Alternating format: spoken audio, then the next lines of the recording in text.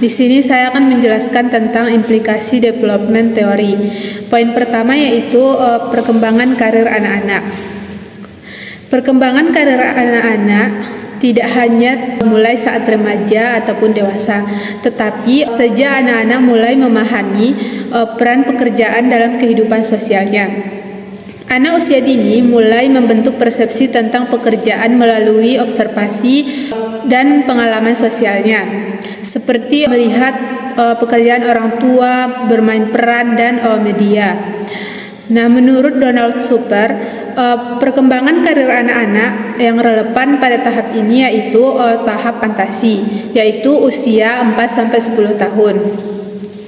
Anak-anak mulai menunjukkan minat terhadap pekerjaan berdasarkan kesenangan, imajinasi, dan peran sosial yang mereka amati. Misalnya, mereka ingin menjadi dokter, guru, ataupun pemadam kebakaran karena tampak menarik dan heroik bagi mereka.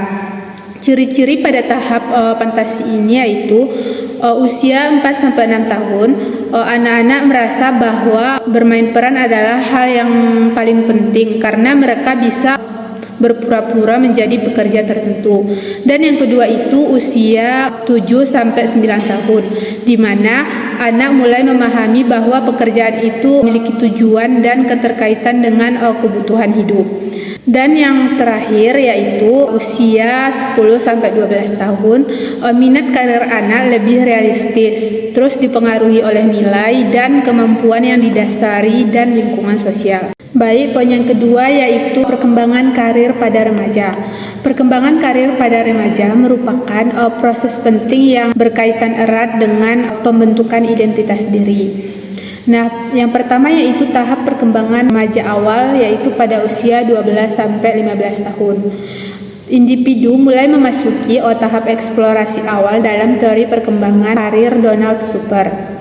Nah, pada fase ini, remaja mulai mengenal berbagai macam pekerjaan melalui pengaruh lingkungan seperti orang tua, guru, dan media.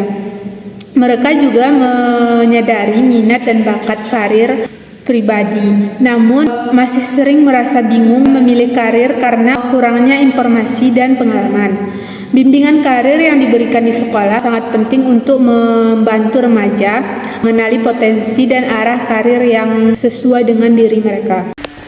Selanjutnya pada tahap remaja pertengahan, yaitu pada usia 15-18 tahun, di mana perkembangan karir memasuki tahap eksplorasi lanjutan, di mana remaja mulai menunjukkan kemampuan untuk mengevaluasi secara lebih matang, mempertimbangkan faktor minat, serta nilai-nilai pribadi dan prospek kerja di masa depan.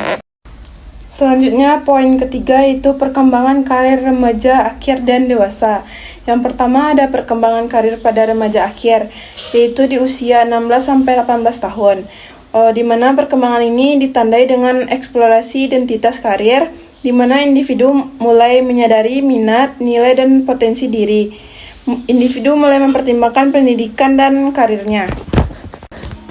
Yang kedua ada memasuki dewasa, yaitu pada usia 18-25 tahun, di mana individu berada pada fase eksplorasi lanjutan lebih terarah.